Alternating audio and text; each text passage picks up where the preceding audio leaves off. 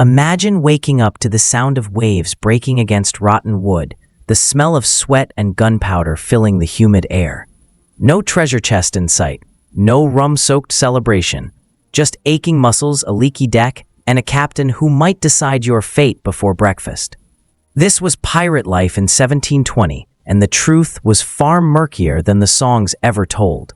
For every story of glory and gold, there were 100 stories of hunger, betrayal, and disease.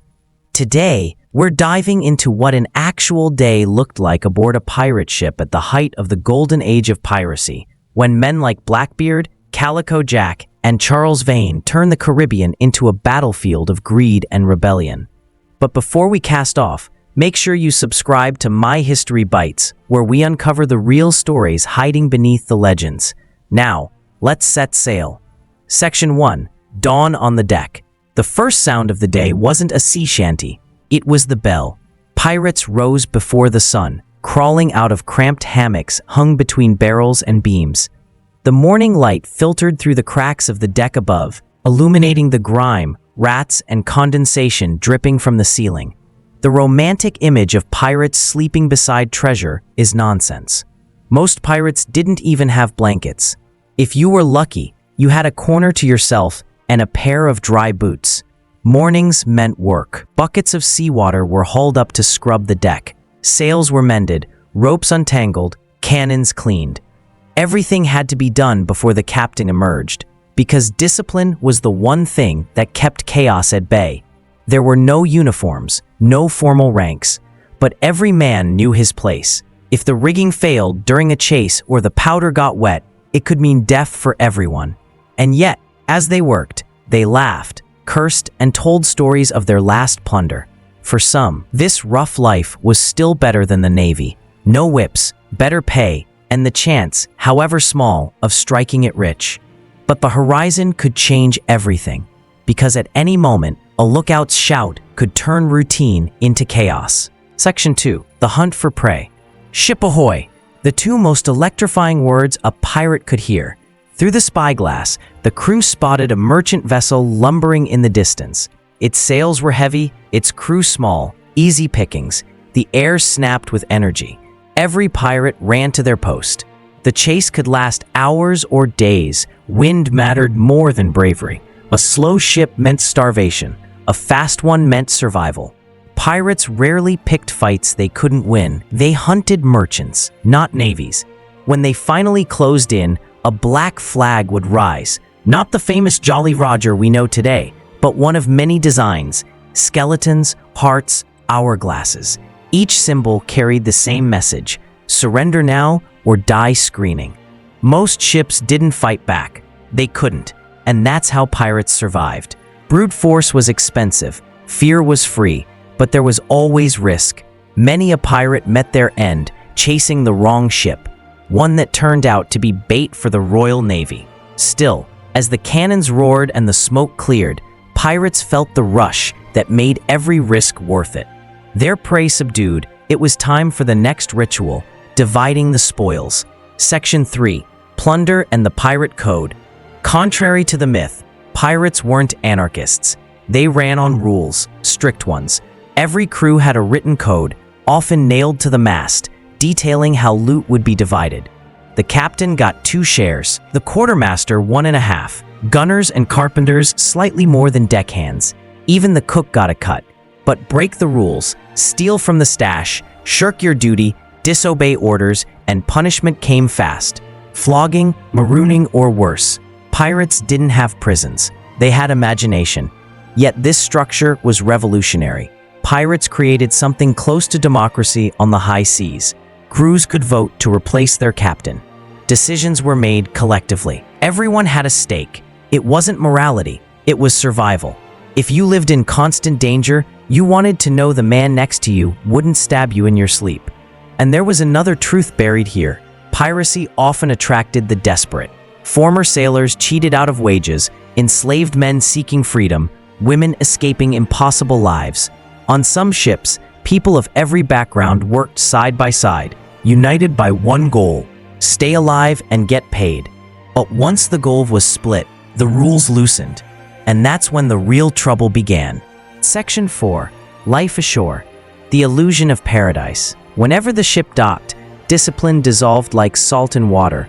Tortuga, Nassau, Port Royal. These ports were the beating hearts of piracy. Streets pulsed with rum, gambling, and every sin money could buy. But pirate utopias were fragile. Disease spread faster than gossip. Local governors offered pardons or bounties, and behind every smile was someone ready to sell you out for silver. Many pirates blew their entire fortune in a single week on rum, gambling, or women.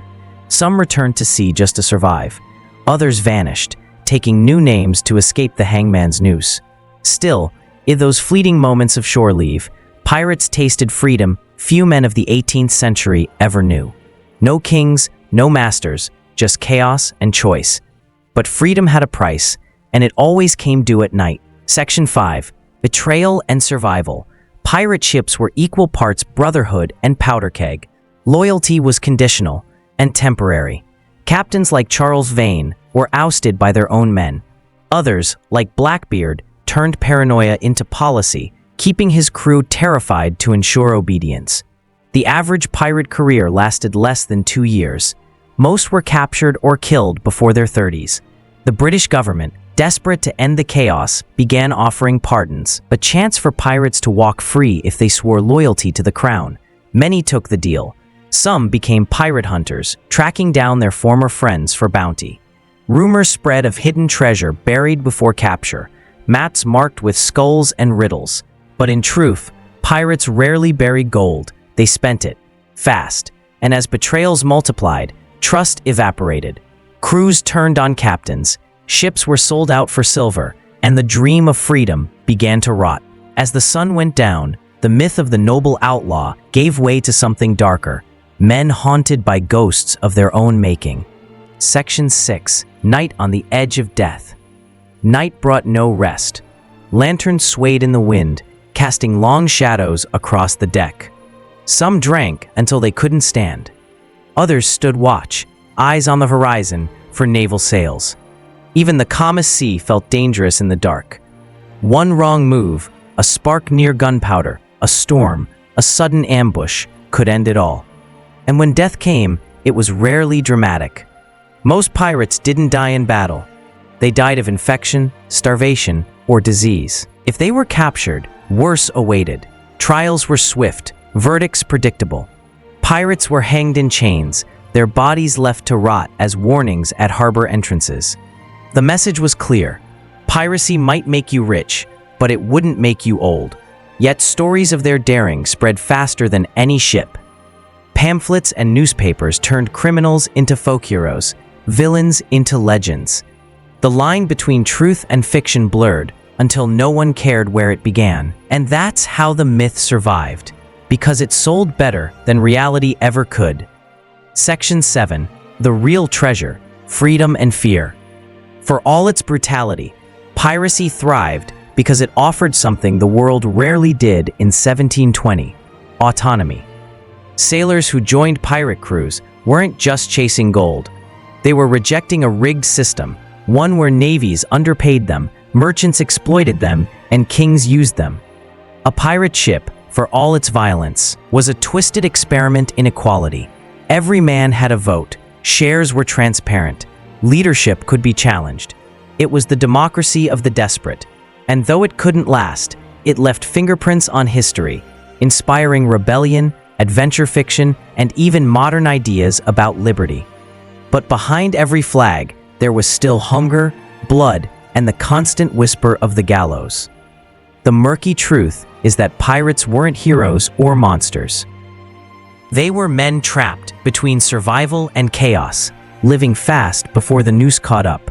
So what was pirate life really like in 1720?